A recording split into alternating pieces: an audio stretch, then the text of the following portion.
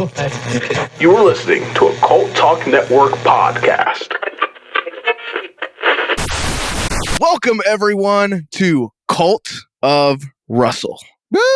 The Cult of Campbell spinoff that we've done the last couple of years, periodically. Yeah, we need to pick up on this. There's There's some more Kurt Russell stuff out there now. more. Jesus Christ. Just a little. I've been holding off. Do you know how many times I've had to force myself to pass over Escape from New York because Bailey hasn't seen it yet? But God damn. I don't Oh, think yeah. Escape from New York's fucking great. That'd be a good one to do. Like, we can do Escape from New York, then Escape from LA, because Escape from LA is a crossover. Yes, That's got Bruce Campbell in it as well. So, Oh, no shit. it does. yeah, so we can do that as Mayor, a right? special Cult of crossover. Is Cult he of the, crossover. is he the mayor? No, he's the Surgeon General of Beverly Hills. Surgeon General. That's Yeah. right.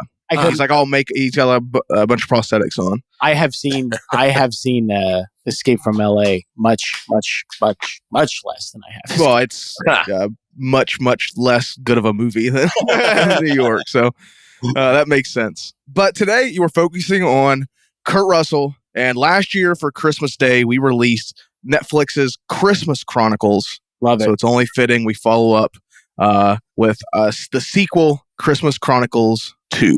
Right here on Christmas Day.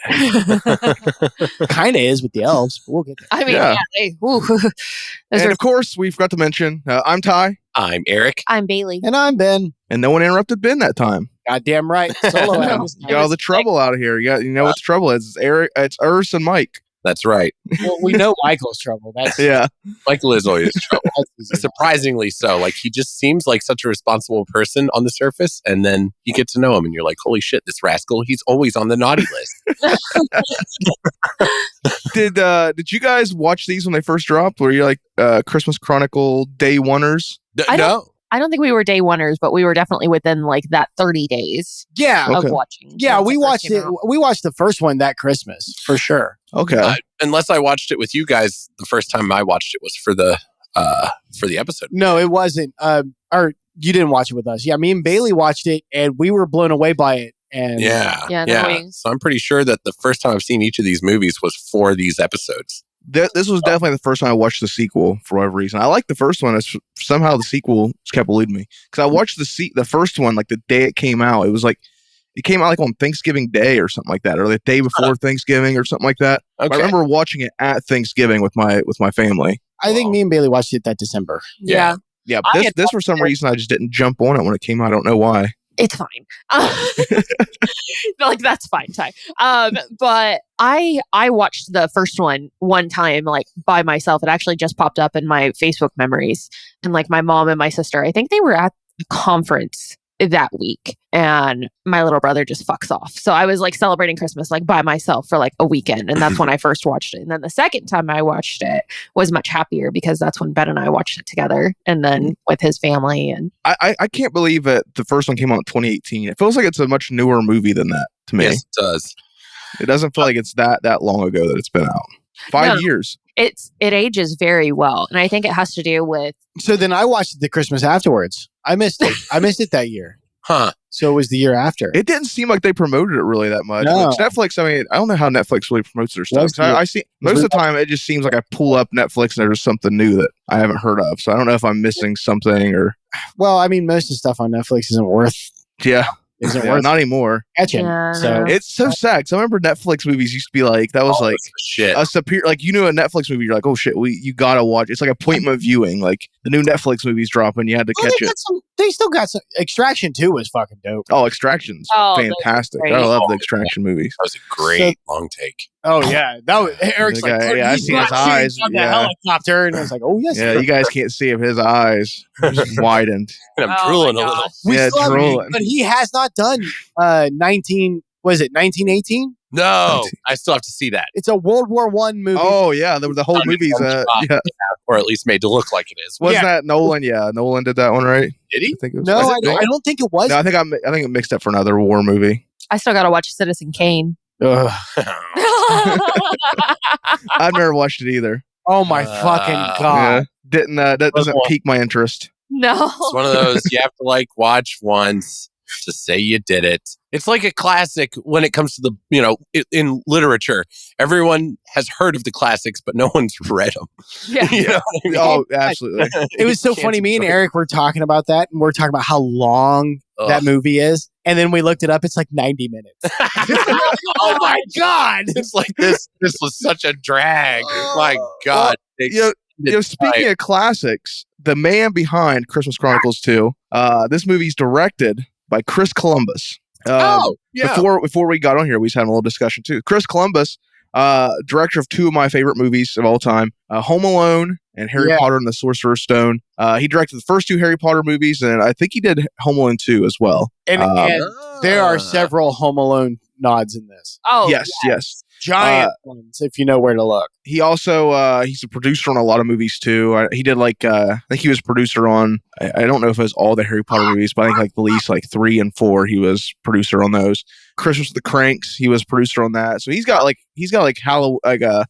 Christmas roots. He's a Christmas guy. Wasn't the first Harry Potter a Christmas movie? Kind of. I always count it as a Christmas movie. I count it as a Christmas movie. Yeah, because that's the big piece of the plot is on Christmas. He gets the cloak and everything on Christmas Day. Oh yeah, that's right. Yeah. Especially the early Harry Potter movies definitely had a very Christmassy feel to them. That's why I'm reading right now. I'm reading through the books. Yeah, that's my little holiday. My little holiday thing I'm doing. So I have a lot of time off this month. I'm reading the Harry Potter series. Hi, I'm so proud of you for reading. I love the movies. I've been a Harry Potter movie fan for a while, but I've never read the books. I was never into reading when I was a kid. But that's something I just very recently learned about you, and I am fascinated. Oh yeah, I'm a big Harry Potter guy. Evan always gets told me about that. That's like most of my ornaments on my tree are Harry Potters. We and Evan both get an ornament every year, so I think both years I've got Harry Potter stuff. But yeah, I love Harry Potter. That series was awesome. Oh my God, I loved growing up. I'm not fully into the books yet, but the movie series, one of my favorite movies. It's such a good story. Every movie is a banger. The story is so satisfying. Harry Potter is one of those ones that will go into history right along with Lord of the Rings. I agree. I do agree. Which is insane to think, but it is true. Right. How can anything stand as high as the Lord of the Rings, But yeah, Harry Potter really did make that. Yeah. Yeah. Chris Columbus, I think, is a reason. He's definitely credited for a lot of the aesthetic and stuff that goes into those movies, and you see it a lot in this Christmas Chronicles too. Oh my God, the way he builds an immersive world. I can't remember. What was that? Did he do the first Christmas Chronicles? I can't remember. He was the producer on the first one. Okay. Then you definitely. Yeah, he was producer on the first one, and this one he was promoted up to director because the original director had to work on other projects. So hey, Chris, where's that third one? Let's go. Yeah, I was thinking that too because the first one came out in 2018, the second one 2020. It's like, man, that's like a 2-year span. I'm surprised we haven't seen. Maybe COVID slowed it down. We had the writers' strike and all that. So I mean, I'll bet. I don't think it's out of the realm of possibility to think that we'll get a. I want one more. I think this is a trilogy material, right? Oh, absolutely. Yes. Definitely. Yes. Yeah, I could definitely see him doing it. My only concern is I hope it wouldn't go like the Santa Claus route where it gets a little too much. Because this one I was getting a little kind of like Santa Claus franchise vibes with the villain and all that stuff. But, yeah, that's just me. I was getting that vibe with it. I completely agree. But I think if you did Krampus and made him the anti-Claus, you bring in somebody that can match Kurt Russell's Santa. But in the opposite. You actually, and I'm making a reel out of this. It's probably already up. Once upon a time ago, I forget what we was even doing. Ben and I were on an episode, and Ben pitched the idea of Bruce Campbell as Krampus. There you go. Oh, yes. I remember that vaguely. Yeah, so I'm making a reel. It's probably already out. I've got the reel out. But yeah, that. I remember that being really intriguing to me. That would be perfect because even Bruce Campbell's that devilish side to him we see, and. Yeah, so after Evil Dead and stuff. So I mean, so bring in Krampus to be like the final villain. Yeah, because it was kind of obscure. They brought in Belschnickel for this one. It's like such an obscure character. Oh yeah, that's right. He's a real. Yeah, I know him from The Office because the white Shrew does Belschnickel for one of the Christmas episodes. That's the only thing. I thought it was a made up thing. He's real. You could have done Belschnickel. Belschnickel's fine. Just didn't have to cash the Australian twat.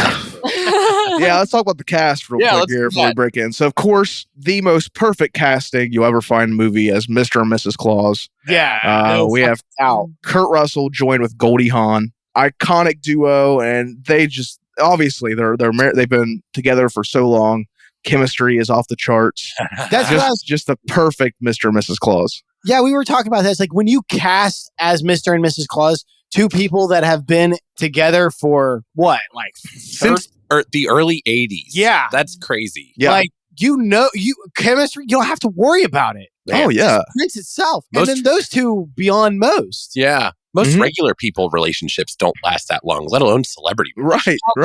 And it's always nice when they do like cast like this. Like Emily Blunt and John Krasinski in Quiet Place. Right. Like that was really good casting. You know. Yeah. Well, yeah, but didn't they're a married couple? Did they produce that? Yeah. John Krasinski wrote it. Yeah. God damn, that makes sense. Yeah, he is, and it's Marvel, of course, being Marvel. Refused to cast them in Fantastic Four. Like it was so perfect. Like everyone wanted it. But that's mainly why they did it. They're like, you want it? Nah. Actually, so we don't want your money. I'll give you the speculation here, and then we can move on to better things. Yeah. So John Krasinski was Mr. Fantastic in that dreadful Doctor Strange. Right? Yeah. So he did do that. So we know that he was cast as Mr. Fantastic at least at one point.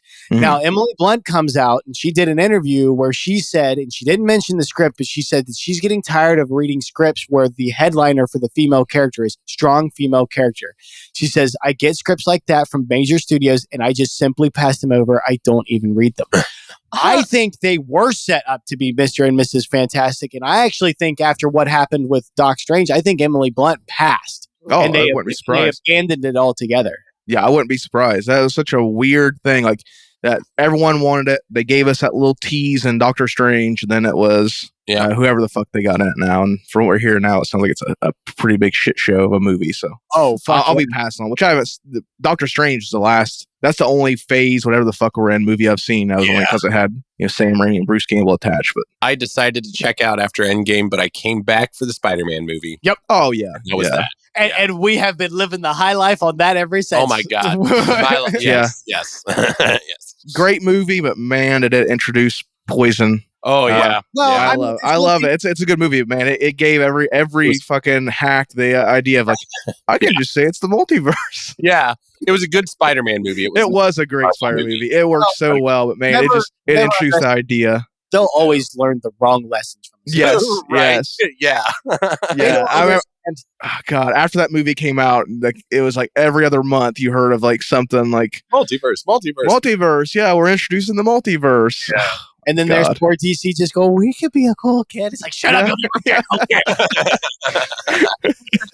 But Christmas Chronicles is a cool kid. Yeah. Oh, it is. And it's also, so as we mentioned, directed, produced, and it's even written by Chris Columbus, along with Matt Lieberman. Matt Lieberman, looked him up. He does a lot of animated stuff. That makes sense. It does. Yeah, he did that Scoob movie that came out a couple years ago, the animated Scoob movie. And then he did the first animated Addams Family movie. I didn't see that, but I heard that people liked it. I haven't seen them either. I've been thinking about watching those. The animated Addams Family just to see. People seem to enjoy them. Yeah, maybe we can. Man, I gotta tell you, those two, the Addams Family and Addams Family values, just completely poisoned the Addams Family for me. Yeah, I agree. It's like nothing holds up. Nothing stands a chance. Not even like 1/3 of the. Wednesday was all right for what it was. Wednesday was a decent enough show to put on. But me and Bailey need to just sit down and watch it. But I didn't love it. Didn't hate it. It was all right, but I thought it was pretty harmless. But I'm going to say again, Chris, because you're going to hear this. Where's our third Christmas Chronicles? Let's fucking go. Seriously, complete the trilogy, baby. I know. On the cast list.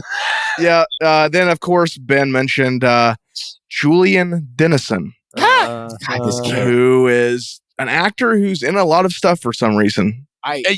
For some reason. I don't like him. Don't enjoy him. I don't enjoy him at all. God, no. He's distracting too. When he's on screen, he's distracting. Like he takes away from whatever is like the movie. It's just like he just feels like he's like so out of place and everything. Yeah, and it's distracting. I don't quite understand what he the brings. Appeal is in him. Yeah, because he's not funny. It's his stunning physicality. he can't move. Like, did you notice every time this character was doing anything more than a few steps, it was a stunt double? Like, we didn't see it. Like, We don't know. so where It's is so no. It once you see it, you can't unsee it. Anytime that character is running or doing anything, like it's either his hair is in his way, in the face's way, or it's from so far away. He's got the Steven Seagal clause in his contract. That's that's part of Steven Seagal's thing. Is he doesn't walk in movies. That's his thing. so weird. At first, we're like, are we being mean to this actor? And then they had the scene where he transforms from an elf into a human. Yeah. And they don't, his face is shadowed after we've already seen him in human form. Like after he transforms, yeah. And then he turns around and runs away, having never seen his face. It's like, so why would you shadow his face? When we've already seen what he looks like as a human already. Yeah. So, really weird choice know there. What he brings to the table. That's what I'm saying. Like, not just the movement thing. Like, he also isn't funny. No. He doesn't have any charisma. It's almost like he's trying to do like a bad Will Ferrell delivery. I can see that. He's young enough where he probably was like, "Oh, I'd like to be. I've watched Old School. I can do this, like that kind of thing." I don't know. Yeah, I don't get it. I don't. He was in Godzilla versus Kong. I didn't like him in that. I didn't like him in that. You forget it. Yeah, he's even in there. His character, for one, doesn't really serve a purpose other than to be like he has the van. He has the van for her to drive. Yep. That's it. Yes. That's another thing too. That's a weird little like trend that came up a lot. I've noticed. I mentioned it to Evan when we watched Godzilla vs Kong. Like this weird trend I've noticed where it's like fat funny guy with a funny van. It's like a weird like little like thing I see in movies a lot. Like I don't know, Stranger Things had it. This had it. It's like just a weird quirky fat guy who has a weird quirky van. And it's like I don't know what it is. A weird little trope that Hollywood uses a lot. It probably cropped up in Stranger Things, and then just like the multiverse thing, everybody went. Yeah, they're like, we need a fat minority character with a funny van. Yeah, a shitty van that's going to be useful. Like he was okay in this. He was annoying in Godzilla versus Kong, but he was downright like borderline unwatchable in Deadpool 2. Yeah, Deadpool 2 was rough because let's be real. All three of them can be summed up to he's just a little bitch. Yeah, yes. Well, his like thing is like he's whiny. That's like his like thing too. He's a little bitch. Yeah, that's like his like main thing is he whined and was like all grumpy and stuff in Deadpool 2, and he whined and was scared in Godzilla versus Kong, and he's like whiny and angry in this. So there we this go. Is like his thing. Maybe that's it. He's just really good at whining. That's what it is. We have really whiny writers these days, and so they have this whiny kid. He's getting typecast as the whiny kid. He's the whiny version of Michael B. Jordan. Yeah, there we go. I'm gonna work out and look angry the whole time. This kid's like, I'm gonna sit, eat pizza, and wine. It's the anti-strategy, and it's successful for both of them. You know who was really weird? That I thought was really weird in this movie because this first time I watched this movie is Tyrese Gibson coming like randomly in the movie. Like I gotta. What? Oh, okay. He's getting gypsy. She's got her. Oh, okay. I thought he got triggered by Tyrese. I think he had some beef with Tyrese Gibson. Gypsy was no one cares about Tyrese Gibson enough to have like an opinion on Tyrese Gibson. He was so cold throughout this entire movie. It was such a weird thing from the beginning. Supposed to be like about family and whatnot, and he's just like, "Listen, my man," and I'm like over here like, what are you doing? Are you having like a moment with a coworker that you barely know? Like, what's happening here? Like, it's so cold. Yeah, it was such a weird like thing when I seen him in it. I was like, "What's Tyrese Gibson doing in this movie?" Yeah. My thing is like, take two scenes, right? Mm-hmm. Look at the scene where Tyrese is talking to his son about like, hey, I know things have been tough after your mom's died, but we have to keep moving forward. So look at his acting in that. And then look at Kurt Russell while he's sitting there at the table and he's like, no, I've given some thought about this wormhole that you guys have gone through and have wound up in my village. The amount of facial expression and like, this is Kurt Russell talking about a goddamn wormhole. And he's just like he looks like he's confused. He's really thought about it. And then Tyrese Gibson's talking to his son about their mom dying. And he looks like he's reading the ingredients off of a Betty Crocker sheet. Like, what the fuck, dude? Yeah, he's not a good actor. I don't know. He's He's one of those guys that's gotta be. He's lucky that people go see those Fast and Furious movies. He's Fast and Furious material. Yeah, there's people in those Fast and Furious movies that just better thank God that those movies make money, because I don't think they would have much of a career outside of that. No. Yeah, they're not making any money off their talent. They're making money off of cars and CGI action scenes now. Yeah. This movie, Netflix. Let's go ahead. You guys want to? We're starting to talk about it now. You guys want to go and just talk about it? Yeah. Or do we have anything else? So we have a lot of returning cast. Returning cast. We have a returning cast. Which I actually like the kids in this movie. I'm not a big I never really get drawn to the kids in these movies. But I thought that Darby Camp girl, she does pretty good in this. Oh, she's awesome. She does good in both of them. She's very talented. I wonder if she has anything going on. She's actually, I think not that she was bad in the first one, but she actually improved, I think. Oh, yeah. Oh, she yeah. was very young in 2 that years. first. Yes. She has, looks like she did Clifford the Big Red Dog in 2020, which I didn't even know that was a thing. Listen, guys, you can't, watch your mouth. Clifford does not, is it the live action one? Clifford does not. Clifford looks weird live action. Listen, I love Clifford the Big Red Dog. There is nothing wrong. I grew up off of Clifford the Big Red Dog. So did I. Clifford the Big Red Dog started my love of dogs. There's nothing wrong with Clifford the Big Red Dog. Clifford the Big Red Dog don't need to be live action. I mean, it just looks weird. Yeah, I agree. They made him like a was. weird, yeah. Sorry. You're fine. That's derailing. So was I. We'd be here for a minute. What the fuck's The Leftovers? I saw the first season and it was really good. It's a bit dreary. I don't know if you'll quite like it, but she was in that one show, Nosferatu, the Joe Hill show, the Joe Hill vampire show.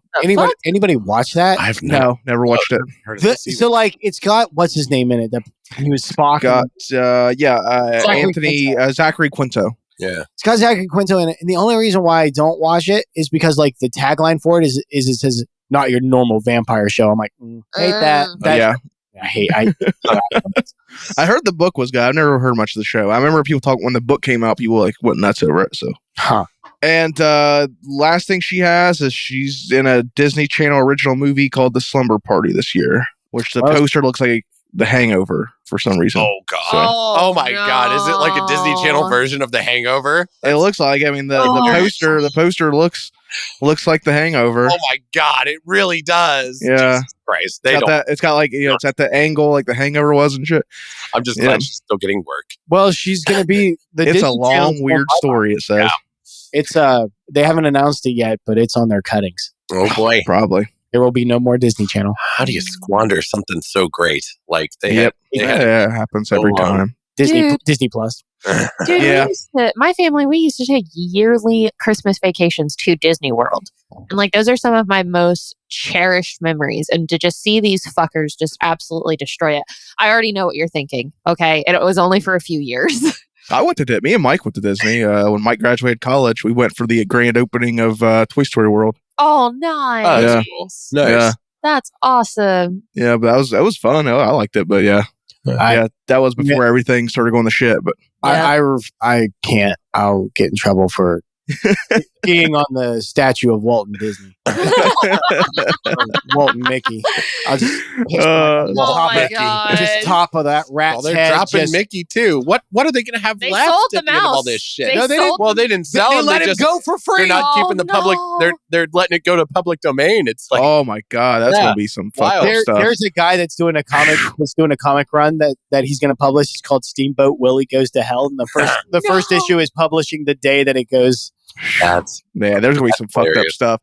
There's some fucked up shit when Pooh went to. I can only imagine when Mickey gets there. The vitriol for which that mouse is going to get hacked apart is going to be. I know, especially and they just had their 100-year anniversary. And they celebrate 100 years. D100. Wish, and it flopped. Yeah, fuck guys, it looked like a goddamn PS2 animation. I don't know what they're doing, but they don't know what they're doing. So this right here had her in it.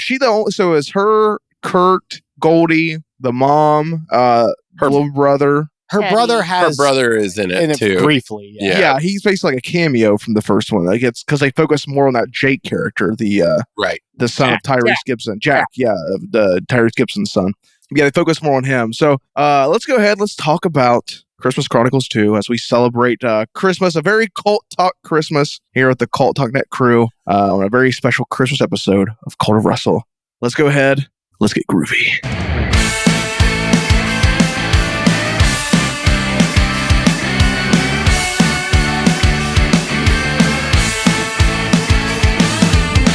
Join the Cult of Russell. It's all in the reflexes.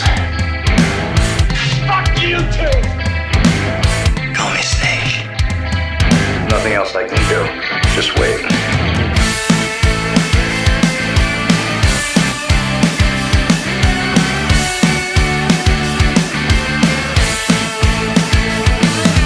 You tell him I'm coming, and hell's coming with me! Christmas Chronicles 2, the sequel to Netflix's 2018 original film, Christmas Chronicles. Like I said, this is the first time I watched the movie was for this episode. I don't know why I didn't jump on, because I enjoyed the first one. Just for some reason, I just kept passing up on the sequel. A lot different than I was expecting. I like that it took place more in North Pole. Yeah.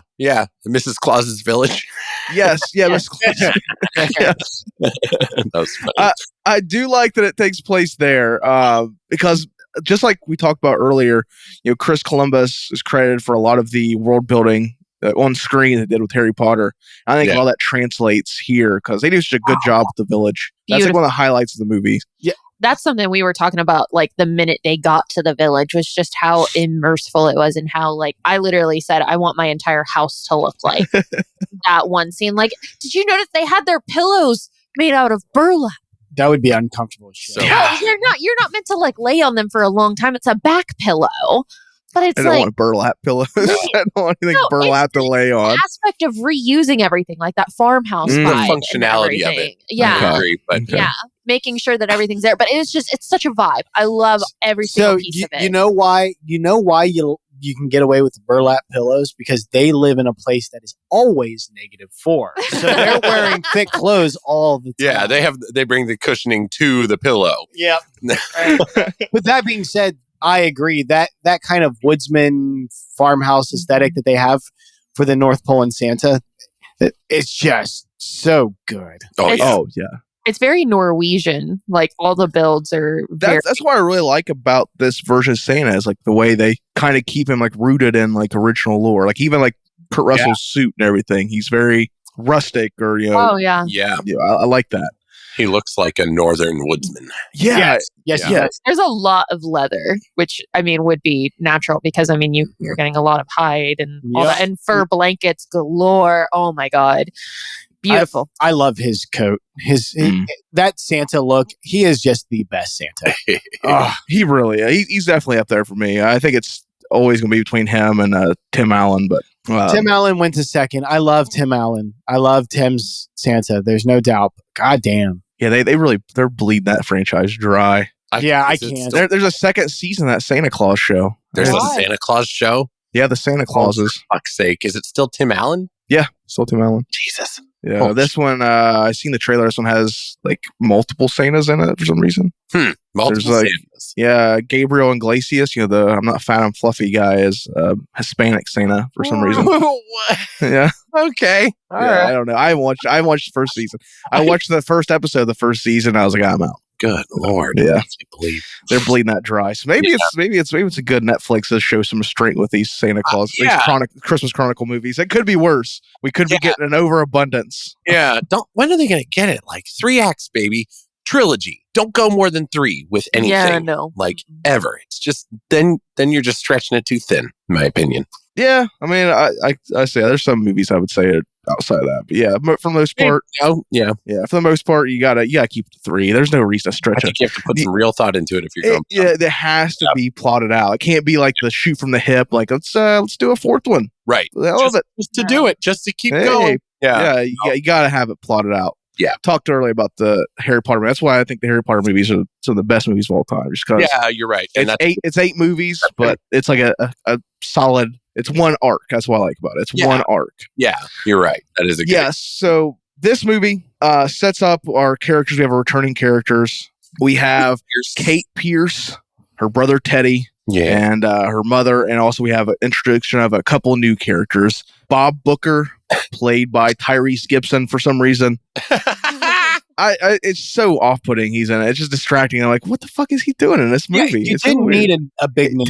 You didn't. I No. wouldn't call Tyrese Gibson a big name, but he's distracting. I mean, more but than the last. compared to the other people he's in the scene with. Yeah, exactly. You could have easily had just some like Hallmark Channel guy or something. That's like some like just guy from movies, and it didn't need to be anyone recognizable. And then you have his son Jack, who becomes like one of the bigger characters of the movie. Jack Booker. Yeah, that's a good like detective name, Detective Jack Booker. I could see Yeah, that. but let me ask you this: when he says Jack Booker, did you feel like there was supposed to be some meaning behind that just wasn't there? Yeah, even the last name Booker is just kind of like, is this trying to say something? Is there something should we reading into? Just the way he Anything said to it it. was like his last name was some sort of mystery, or it meant something, or Yeah, it was echoing off of how Pierce in the first one meant a great deal to Teddy. And it's like we didn't get that same arc with Jack. no, True. yeah, because Teddy had the knife, and the Pierce always sees it through. You didn't get any of that. Right. And not to Right. mention his father was like a community figure. Like he was, the guy that went out and saved people. So, Yeah, which I mean, we're also missing that with Bob too. It's like, well, who the fuck is Bob? Where did Bob come from? Yeah, he's just there. Now in the 2 years that passed, Kate, she's become quite cynical. She's a typical 13-year-old. And she's obviously upset because instead of spending Christmas back in Boston, the family have decided to spend Christmas in Mexico, which I'd be pretty upset about that too. thank you, Yeah, Ty. I would. I'm like, they're like, let's sing carols. I'm like, I don't want to sing carols on the beach. That sounds disgusting. No, that sounds awful. I've never understood the idea of like going on like a vacation during Christmas. No, Never not understood that. unless it's like to like Alaska or something. Like Yeah. somewhere like cold. It just makes Where you're sense. fighting for your life every day. Home for the holidays. Yeah. This Home. vacation gone wild. Yeah. There's no place like Uh, home the holiday. I just think of that when I hear that song, I think of that Jonathan Taylor Thomas movie. Oh yeah, I'll be Oh, home for holidays. Christmas. Yeah, I'll be home for Christmas. Gosh, Yeah, man, I haven't thought about that movie in a I've been while. Yeah. yeah. Remember when he was like it's such a crazy thing. Like they thought he was going to be like. He was a big thing for a Yeah. second. I And read he did it himself. He went back to college. I think he just chose college. You know what? Good for him. Yeah. He directs a bunch of stuff now. Yeah, Oh, hell yeah. There we go. he was in Last Man Standing. Tim Yeah, Allen. he directed a few of those episodes for that too. no kidding. And then he plays this guy that he's just like, do I recognize you? And he's like, no. He's like, I don't like you. Like they're that's like great. antithesis to each other. He definitely turned out the better of the other two brothers. Oh, no. Yeah. Oh, no. Yeah, they're both in. I think the one just got sent to prison or something or The, jail. the oldest one. Yeah, What? they're like, yeah. Then the one I think he was in Brad? trouble for a while. Yeah, Brad, he was in trouble. He's the one that's like really in trouble. Yeah. Then like the one was just like kind of in trouble a little bit, but he like just kind of like separated himself from Hollywood. I think he's he like a went hippie goth now. there for a while, like so much Yeah. so they even had to put it in the show. Yeah, he's a hippie now. I'm pretty sure. I think he's like one of those like commune people or something. Goth to hippie. Now there's a character arc I'd like Yeah. to see. That's interesting. But Yeah, JTT definitely turned out the better of the three brothers. oh Oh. yeah, he became a handsome motherfucker. Like he's well put. He looks. Oh yeah, wasn't he in like Smallville? I think he was in like Smallville for a little while. Wait.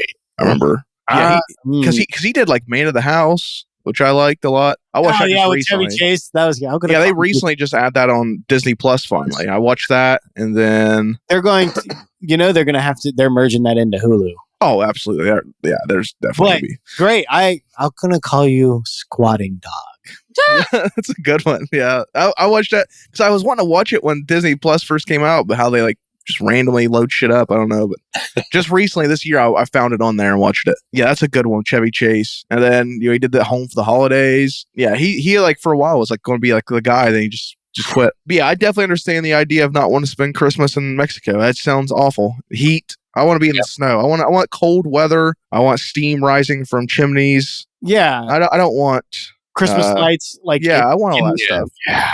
I don't want like mariachi bands playing Christmas carols. I don't like that. I don't want that Yeah. aesthetic.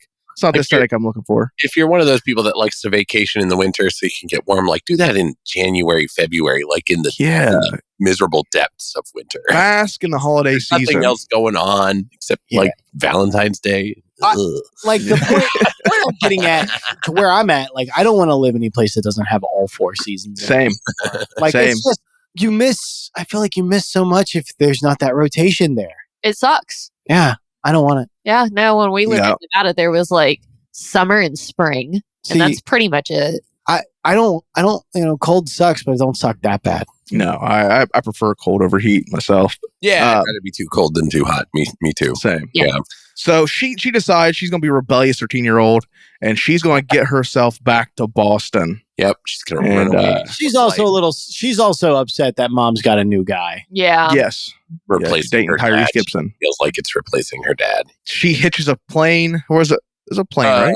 No, she was on her way to a plane, but it was a golf cart run by our antagonist. Yes. Belschnickel. Belschnickel. Like I Belschnickel. said, I had no idea it was a real thing. There's the episode of The Office where Dwight dresses Belschnickel, and I thought it was just like one of those made up, like the Dwight Schrute-isms, like, oh, Right. Dwight Schrute's weird. He has this weird thing. But no, I guess it's actually like a rural Pennsylvanian, like, custom. It's like it's apparently it's Dutch. rooted in like Dutch and Pennsylvanian, okay, yeah. Okay. From like the So Amish and things like that. Norwegian, Florida, Close to there. Yeah. Dutch, So it's an actual thing. I thought it was just a made up thing for the longest time. Yeah. German. It's on the German end. So what is Yeah, German. Germanic.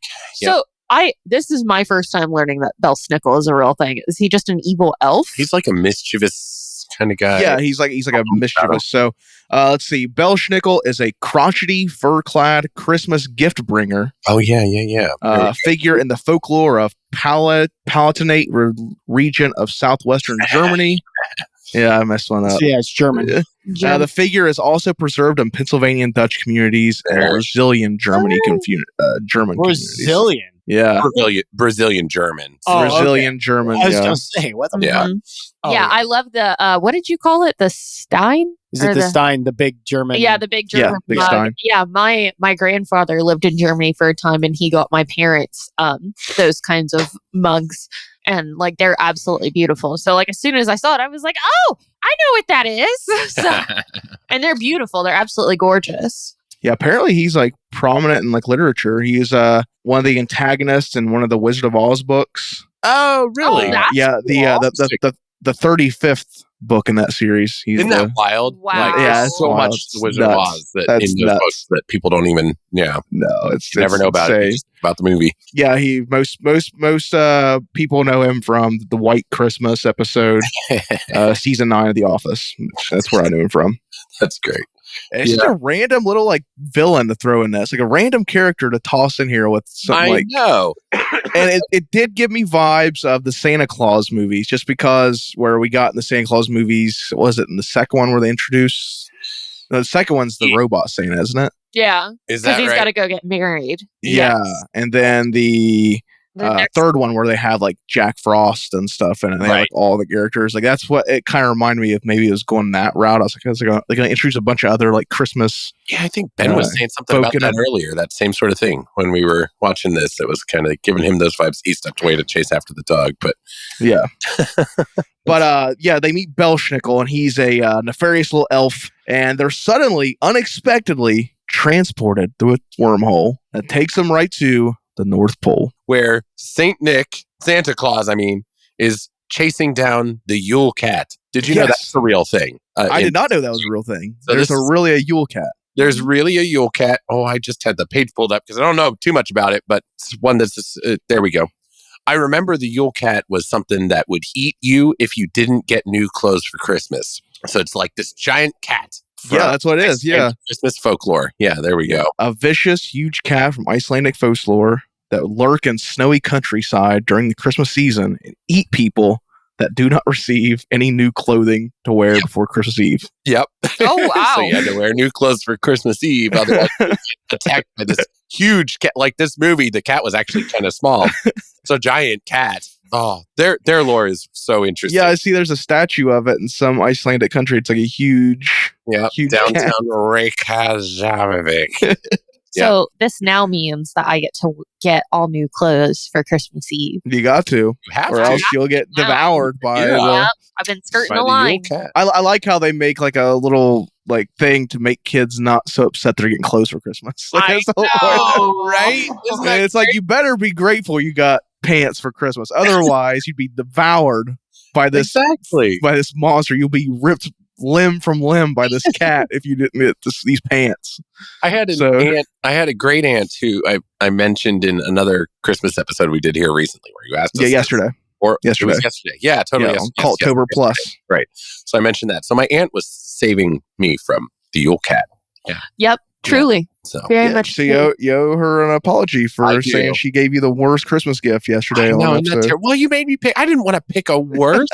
I didn't want to do it to begin with. But you did. Grateful. But I did. I did. Or Aunt Betty, I'm sorry. Yeah, chasing the Yule Cat. And it's just one of those things, too, where it's all like happenstance, where it's like, oh, we just so happened to get sucked into a wormhole. Yeah. Just happened to end up in the North Pole, and just happened that Santa Claus is like, just finds them like right away. Like, they could have died. They could have. They could have.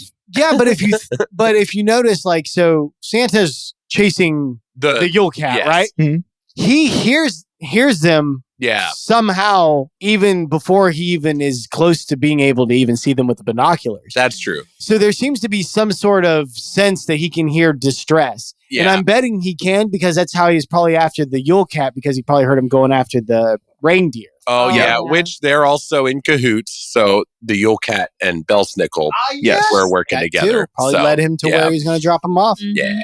So they're rescued by Santa. We introduce Mrs. Claus again with Goldie Hawn, and we get a wonderful tour of the entire Santa village, and that's one of the highlights of this movie, I think. I agree. It is the highlight of the Absolutely. movie. And I mean, they do so good to not only build the world physically, but also to explain a lot of different things, like the snow cannons. I thought that was neat. Yeah, like the shield that they have around the village keeps out even the snow, so they have to fire it off with cannons. Yeah. That was a neat detail. I still love that they made it the Aurora Borealis. Yep. Powered by the Star of Bethlehem. Yeah, we learned that is the origin of Santa is told. And I guess this is what takes place in Turkey, and he saves all the elves from extinction. Yeah. The lead elf I thought was pretty cool was Malcolm McDowell did the voice of the lead elf. Oh, neat. That's cool. Now, that dude's in like some like really horrifying horror movies, but still like appears in these like kids movies constantly. It's like a voice actor. It's so funny to me. Every time I hear him, because I know none of them seen Clockwork Orange, but if kids like really wanted to dive into the career of Malcolm McDowell, Caligula. Caligula. Yeah, Caligula is basically it's like a porno basically, and it's a porno movie. Yeah, and it's like held up to this high standard. It's like an Academy Award recognized film. It's wild. I think it's the only movie that has an Academy Award and on-screen ejaculation. Oh, yeah. Wow, that's a hell of a record hint to hold, I guess. Listen, there's always clues. It's notable. But yeah, they mention how Santa Claus saved all these elves from extinction, and thus received the Star of Bethlehem, which sits atop the village tree, and it powers the entire village. And also, it can stop time. It's why Santa does not age, or ages really, really slow. Yeah, time stands still up there. It's beautiful, really. And also, they talk about how they adopted Belsnickel, because he seemed to be one of their like favorites and first. He was the first. Okay, I couldn't quite remember, but he seems to be one of the first. Well, they show him in the scene where the humans are hunting the elves, and he comes from around the corner. And he's like, "I hate humans" in the cool Elvish language that sounds like a real language. Like, that is so cool to me. Sounds so real. Like, if that is a real language, but they call it Elvish, so it can't be existing language. Didn't they do the same thing for Lord of the Rings? They came up with that was Tolkien's. Tolkien had written out the whole language. You can actually take courses in learning. Yes. Yeah, it's a legitimate language. Yeah. Oh, that's fucking cool. But that's because that was together. Tolkien's thing was like that. Yeah, those stories exist because he wanted to invent languages. That's beautiful. Yeah, so he built a world for those languages to exist in. What I'm thinking of is The Fifth Element. Yes. Where they developed that whole language. Lelou's language was developed for the movie between her and the director. Right. Okay. And so was Groot, sort of. Yeah, Groot, yeah. You can take courses on that as well, I think. Yeah, totally. Really? No. No. Guys, I have a new money-making idea. Yeah, there you go. There you go. Take a course in Grootish. Yeah, we could do a whole podcast in Grootish. Oh, Yeah. that'd There be we go. a nice one. There you go. That won't drive people crazy.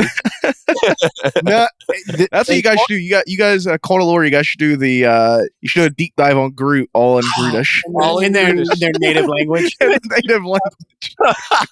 So that's fine. We'll have Eric dictate so there's transcription at the bottom of the I screen. don't like that. I don't like that at all. This became a terrible idea. So they adopted Belschnickel, but he became unruly. Of course, he hates humans. He's Yeah, he's a jealous. nefarious elf, yeah. And as such, he was so unruly that he was cursed to become a human. Listen, all of his stuff was pretty lackluster for the exception of spray painting on the sleigh. That motherfucker. I don't know. That little elf looked really upset by the whoopee cushion. That hurt his feelers. embarrassing friends was mean. That, Yeah. that hurt him's feelers. Yeah. Don't paint the fucking sleigh. Right? Yeah. It's messed up. Yeah.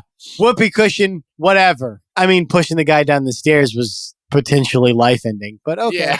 Yeah. Yeah. It was very dangerous. Belschnickel. And Belschnickel, as Eric mentioned, is also, we find, is working in tandem with the Yule Cat. Jola. Yeah, Jola. Jola. Which And I love the fact that I wish there was more behind Jola at the Yule Cat. Yeah. I found that more interesting than Belschnickel. Me too. yeah. And there is more to the Yule Cat. The Yule Cat belongs to a family of ogres who have 13 terrible children that plague people in the Christmas season. It's a whole Why couldn't thing. it have been the ogres? Well, there you go. Oh, there's your third one. Oh, yeah. Because he humiliates Jola at the end. Yep, that's true. And then, so they bring in the rest of them. Although I like your idea of it being Krampus. Well, what if the idea of Krampus is the father of the ogres? There you go. Because then you have the Pierces and Yeah, the because I feel like Bookers versus the evil family. Yeah, there we go. Nice. I definitely feel like if you're going to do a third final cap of the trilogy, it's got to be Krampus. Right, It's got to be the showdown So, between You the. bring in Krampus to be the evil Santa, and then you have the evil Teddy, evil sister, evil Jack, and then mom and Bob. Tyrese Gibson, if you must. Bob Booker. Or you go real cynical and make it an evil Doug. Which one was Doug? He's the dad. Oh, Kate's dad. Ooh. no, Oh. can't do that. Yeah, that'd be bringing back the dead. Yeah, you can't do that. He's so Santa takes his place, and so Krampus Oh, would okay. kind of be the stand-in for that. Got you. Yeah. Okay. Yeah, Santa is the ultimate stand-in for Doug. Now, Jola, she enters the reindeer pen and she injures Dasher. Which, first of all, let's take a minute to recognize the true bad bitch of this movie, which is Dasher.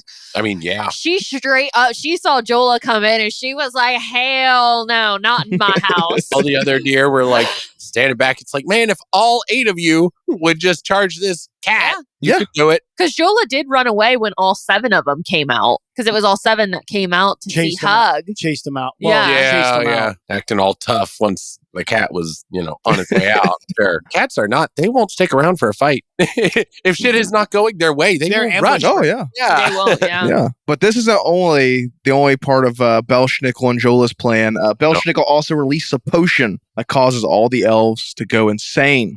Elfbane. They released cocaine. Elfenbane, yeah. Elf meth. The escalation, because they fired it out of the cannons that they were, shooting the snow out from, right? Mhm. And it was this blue powder, and the escalation of like the elves, like the third elf that we saw get affected by this shit just bursts out with a fucking chainsaw. And I'm like, Jesus Christ. Yeah, it's like, are there going to be just dead elves everywhere? What are you doing here? God almighty. Like that kind of reminded me of like Deadites, like the level of maniacal we got to. Like it was Their crazy. eyes were spinning independently while they were Yeah. just screaming in the air. Oh my God. That was wild. Like, okay, later there's a confrontation where he's like, oh, he wasn't supposed to hurt Dasher. He was supposed to chase the reindeer off into the woods. And it's like, that's what we're being ashamed of. Like, look what you did to these elves. That is fucked up. You These drugged people are them. basically on PCP. That's your family. yeah. Like, what have you done to them? Yeah, this escalates into a whole thing of there's a big snowball fight. The snowball fight was fun. That was awesome. That was great. Yes, yeah, the snowball fight was fantastic. It wasn't a fight though. It was literally like Hug threw one, or another elf threw one. I love Hug. Hug is my favorite elf. He's the one that's like eating all the candy canes and always is ready with a chainsaw. He's fucking great. I love him. But like they threw one snowball at Santa Claus, and then Santa Claus decided to like basically throw one snowball back. And it like gathered up all the elves together in this snowball, and then it was like it was kind of like a cookie with little elves instead of chocolate chips in it. Like it was great.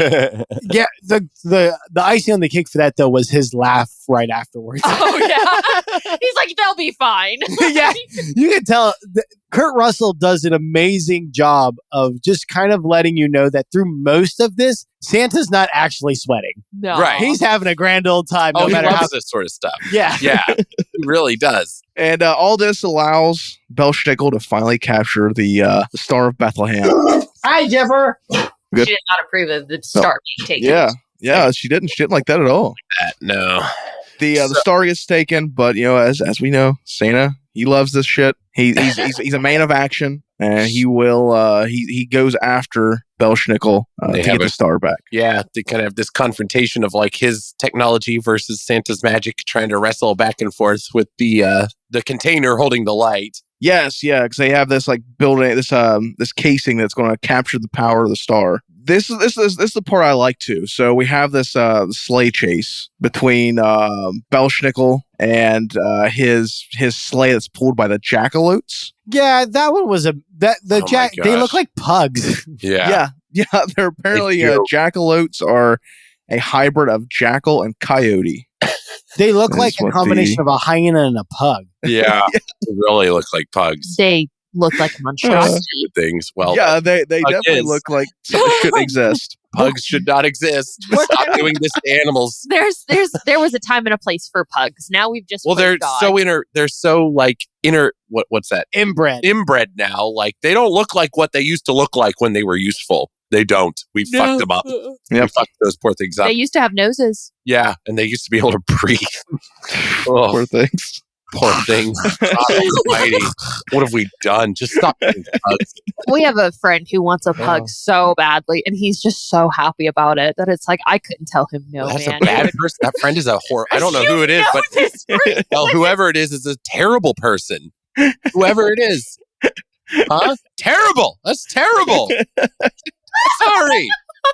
Eric's very passionate about pugs. I didn't know this. It's a terrible thing to do, to bring that kind of horrifying existence into being. Like, what can live like? They're happy. Oh, they are not happy. They suffer daily. They don't know it. Their oxygen-starved brains are happy as fuck. Oh my God. Eric understands because Jesus. Eric also runs at a very low saturation of Except oxygen. to not. Yeah.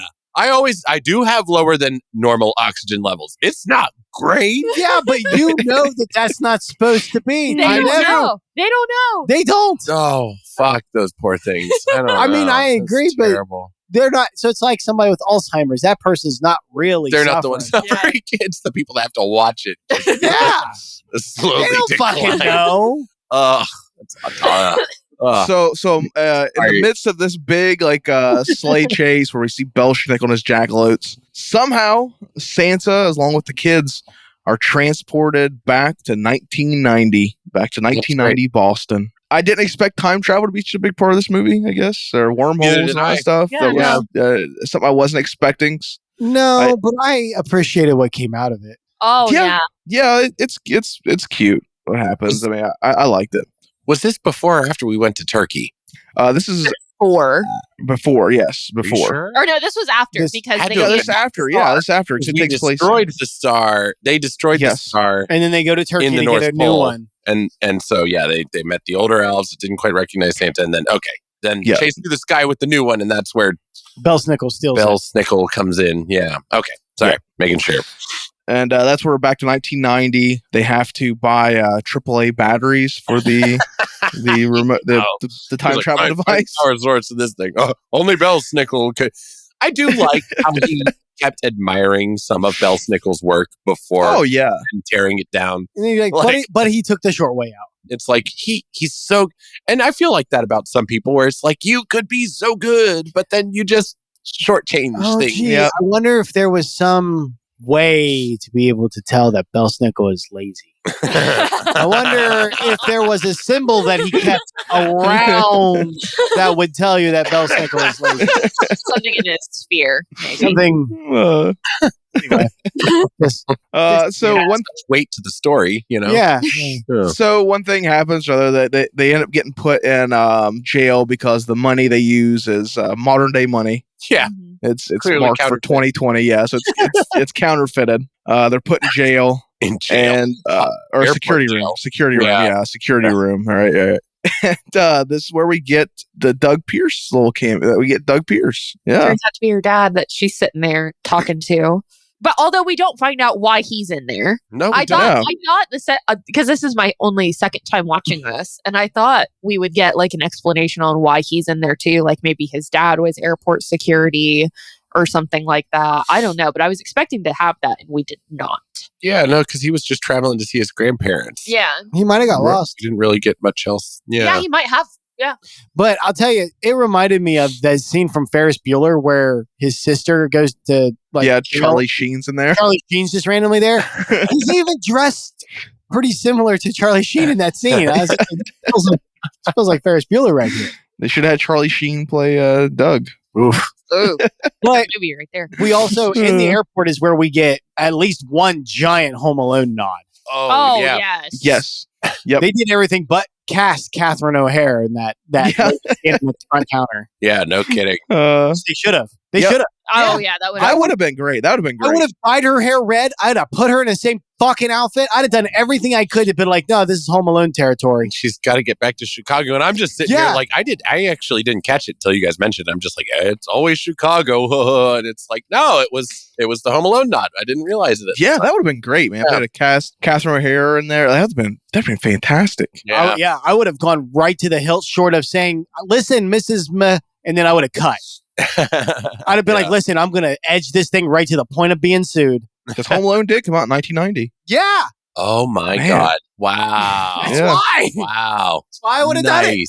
Nice. Hell yeah. Yeah, that sucks. They should have done that. But I'm sure there was reasons they couldn't. But man, that would have been awesome. Right. That would have been icing on the cake if they'd have done that. Yeah. Just tie these movies in like as a universe. Yeah.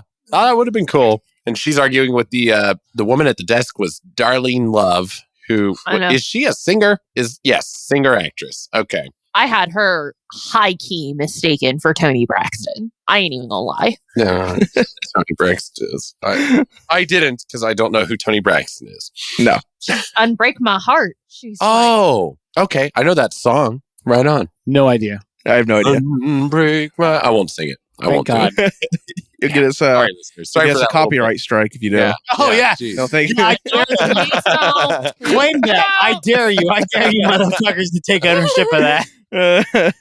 I'll call your bluff. But it's funny. I didn't recognize who she was, but I kind of could tell from the way that this is going to sound like criticism. From the way that she acted, she has this acting style that most singers have when they're people aren't traditional actors. Yeah, yes, it's stage acting. Yeah, it is.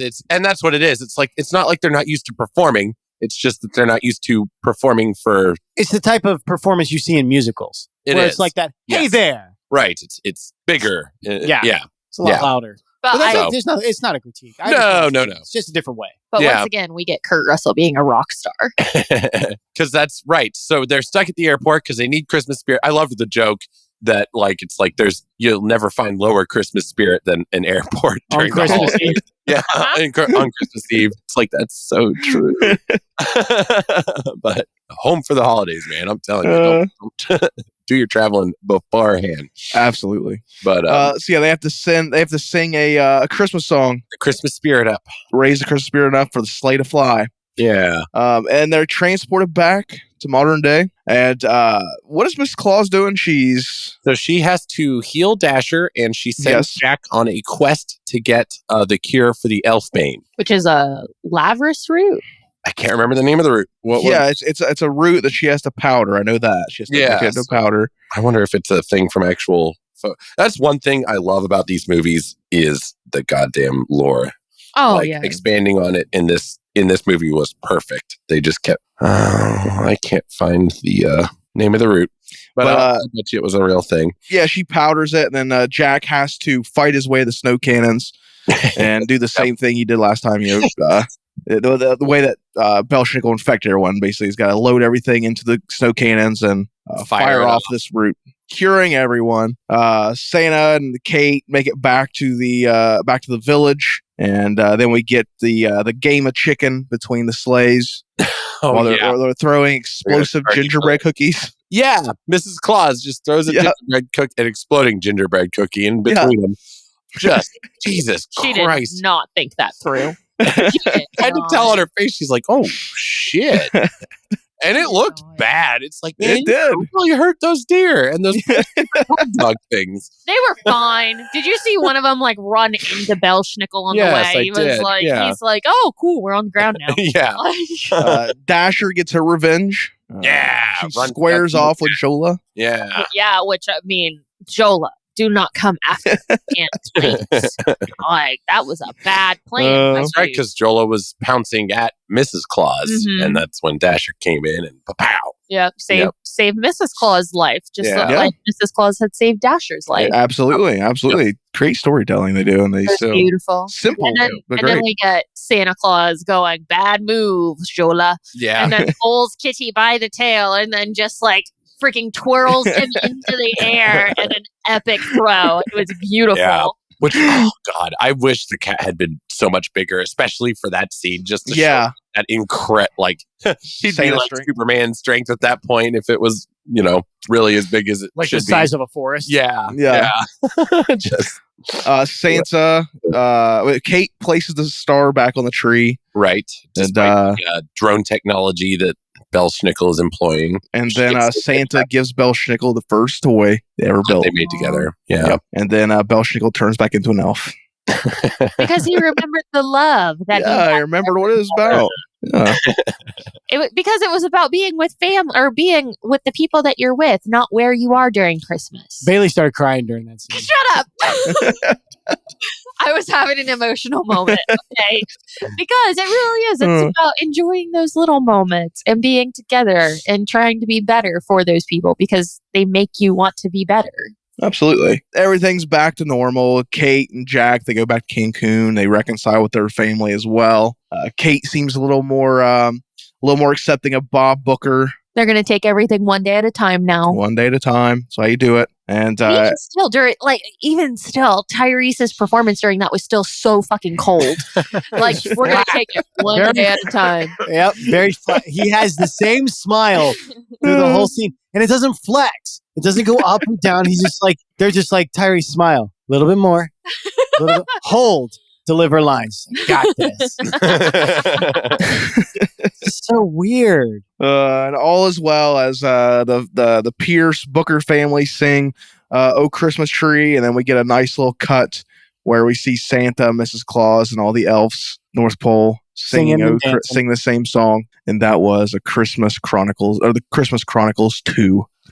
Let's go ahead. Let's talk about the quality of Russell. Glad you remember me. Man should remember his past. So we've talked about Santa Claus, Kurt Russell's interpretation of Santa Claus. Obviously, fantastic. We definitely need a third one. I want to see more of this. Kurt Russell, Eric, what do you think about Kurt Russell as Santa Claus in Christmas Chronicle 2? He did it again. Like he straight pulled it off again. Great Santa. He's got this. I love the kind of like he's a mischievous guy, but he's trying to be responsible. He understands Yes. the weight of this responsibility. And that to me, I don't know if I guess I picked up on it last time. I don't remember the episode that we did, but I will listen back. But it's probably in there too, where it's just like this guy, he understands the weight of the responsibility on him and he takes it on, even though it's not necessarily like he's a fun loving person, which is another good way of interpreting Santa. So I don't know. He nails it, did it again. It's fucking great. There's a line in there that Mrs. Claus says something like, I swear you love this sort of thing. And it's like, he fucking does. He loves this shit. He loves trouble. He loves there to be trouble and to have adventures and go crazy. But he understands he's got to be basically like the papa of the world and, look after everybody. So Kurt Russell, you fucking did it again. You beautiful bastard. What about you, Bailey? Yeah, all I can really do is echo praises at this point. Like he is the perfect Santa Claus. Absolutely through and through. Like that is the version of Santa Claus. Of course, next to Tim Allen, but I'm with Ben on this one. Like Tim Allen has taken like a back seat to Kurt Russell just because, and I honestly think a lot of it has to do with the world building around him. Yeah, Kurt Russell absolutely kills it. Goldie Hawn absolutely kills it. I truly believe that like he is Santa Claus in this one, and it's absolutely fantastic. Yeah, same. God, what a good cast. I never thought I needed Kurt Russell as Santa Claus, but I'm glad we got it. Yeah, it was one of those things when I seen the Netflix trailer and stuff where I was like, it's kind of different. Kurt Russell as Santa, but watching it, I was like, man, this is awesome. What about you, Ben? I'm not going to say anything different than anybody else here. He just nails it. He can do an air of threatening when he needs to, but it's just very slight, which is nice. Santa is Santa. He's not going to take no shit if it absolutely comes down to it. But my favorite scene of him in this kind of encapsulates, I think, all of it is when we first meet him in this one where he's chasing Jola and he's hunting him down. Like it shows his woodsmanness, but he's also taking care of the reindeer. So there's that kind of wanting to protect people and take care of them, that kind of fatherliness, but he's laughing the whole time and complimenting Jola as he's chasing him because he's like, you dodge that. Let's see how you like this. Yeah. He's not really angry at him so much as almost as if he realizes it's kind of Jola's nature. He doesn't get mad at him until he goes after Mrs. Claus. That's true. And even then, I was still thinking to myself, like, I was like, whoo, somebody would have wore Jola as a coat that next year for doing something like that. And he just literally tells and makes Jola fuck off. Like, and he's just like this perfect Santa because you can make him all of the different Santas because his personality is just in that sweet spot that allows him. He could be the darker Santa if for some reason you wanted to do that. I don't think you should. Although you could have Kurt Russell play Krampus. And then you have him play Santa and Krampus. And that would be actually pretty good. I see that. Yeah, so I can see that. You could do that, but you have, he is my Santa. Thank you, Kurt, for taking on this role. And he has said in many interviews that this is like if he retires from acting, this is the role that he will keep. I love that. Yeah, I love out of retirement to do it. Yeah, he said that they will bury him playing Santa. I love that. So the only thing holding it up must be from the other people. So get your shit together. Yeah. Get us that part 3, baby. Yeah, for real. Make it a trilogy. Yeah. It needs to be a trilogy. You can just stop at a trilogy. Yeah. Yeah. Keep going. I really don't care, but a trilogy would be perfect. It's a shame. One of the things I hate most about Netflix, most streaming movies, is that they don't go to physical media. Like I would love to own these movies. Like. That's right. I love it because like at a DVD, would they? Yeah, because I was watching a video recently. Stuff I never thought about before. The way these like streaming services are like, they popped up big time during COVID, and now they're starting to see they're not making as much money as they once did. So they're clearing space. I watched a video about there's like shows on Netflix that they just delete. They just don't have space where they remove them. Yeah, they're literally erasing content. And when that happens, like it's crazy. That is lost media at that point. It is. Man, there's no DVD for it. There's no Blu-ray. Like it was a Netflix original, so you can't even get it on Prime or whatever it may be. It's just gone. It's a movie that people worked on. It's gone. Market. That's something I never thought would happen again because, back in the day, way, way back, they would lose movies. VHS. VHS is like a big thing. Being a VHS collector, it's a big thing. is lost movies, because when DVD rolled around, some movies didn't get put on DVD. You know, they were movies of the VHS era, right? And that's where they lived on, as these little plastic boxes. And once those are gone, that movie's lost to the world. Like, and that's way back in the day. You know, Nosferatu is a perfect example of that. One of the most famous vampire films of all time. At one time, there was one existing copy of it. Holy shit! It was lost to the world. It got saved. There was one reel that they found in some old theater. That was it. That was gone. And we're kind of in that era now where, like, I didn't think we'd come back to that sort of circumstance where it could not. There's no excuse for it in this day and age. No, well, there is if you're looking at, like, well, if we sell physical media, then they buy it and then they don't have to spend any more money with us. Yeah. I know, like, even Stranger Things, they only released like the first season on physical media. That's it. Like, you gotta be kidding me. Yeah, you can buy. I have the first season. That's it. That's all they released. The first season. And I've got it too. I have the one that looks like a VHS. Yeah. Man, guys, Same one way. good solar flare and we could lose like all of this stuff permanently. Like, it could just server crash somewhere. I mean, it's gone. Good. It's Lord. wild. Yeah, it's wild. Delicate. It's a scary thing to think about. It really is. Seriously, what did you say earlier about bootlegging? Bootleg the fuck out of this shit. Like, we're gonna lose it eventually.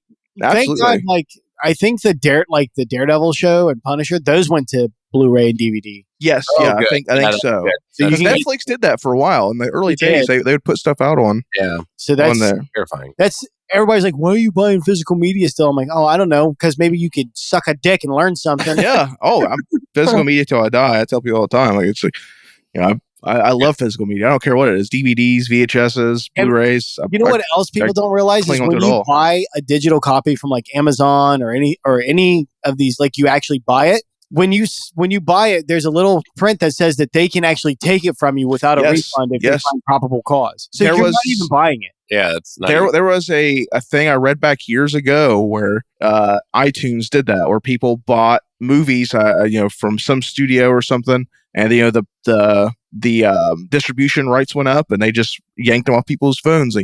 They have them one day on their phone, it's gone. Like, no, they didn't make the decision. They paid the money, it's gone. Kept their fucking money though, didn't give absolutely. Hell yeah, absolutely. They kept their money. Absolutely. So that's what I mean. Physical media. I would love to have these on physical media somehow, some way. I know. Well, there are ways. Oh, there are ways. Hey guys, get on it. I'm sure you can find it somewhere pretty easy about eBay or something. I bet there's some copies floating around. I would love to have these on physical media, but just in case this was all a skit, not to be taken serious, but anybody with any type of legal power, we obviously don't condone pirating of any sort. Moving on.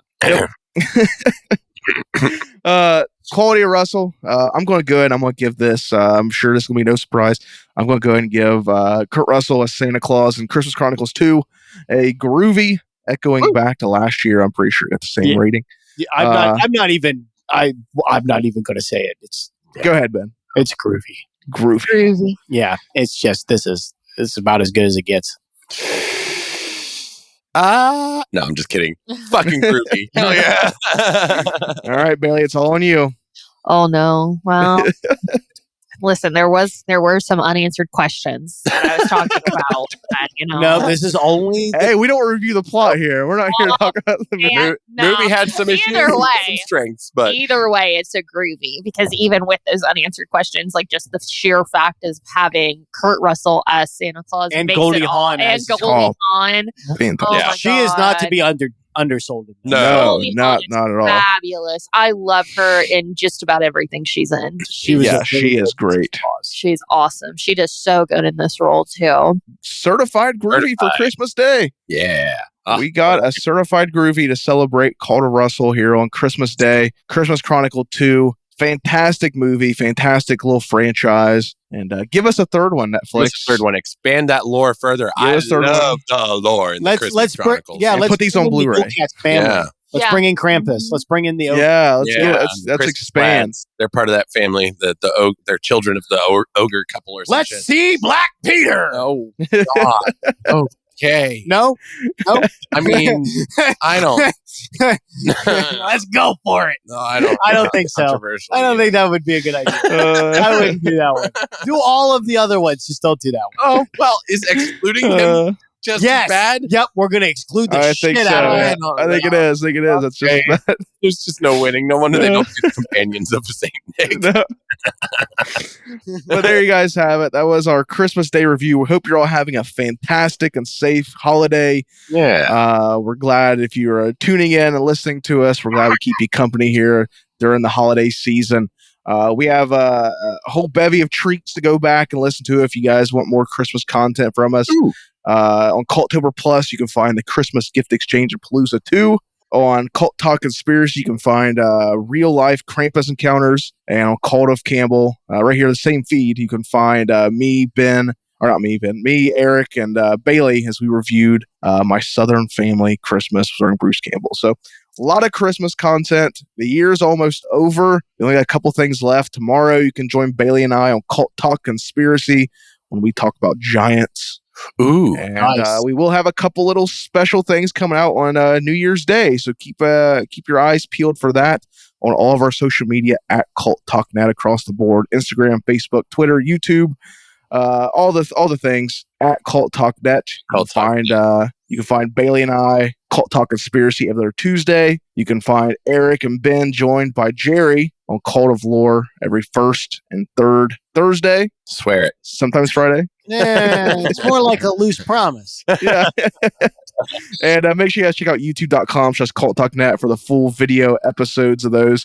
Eric works really hard on those. So check those out for a little added visual element to the Cult of Lore episodes. But I think that does it for us guys here for the holiday season. 2023 is almost in the books and Christmas is here. So with that, I've been Ty. I've been Eric. I've been Bailey. I've been Ben. Stay jolly.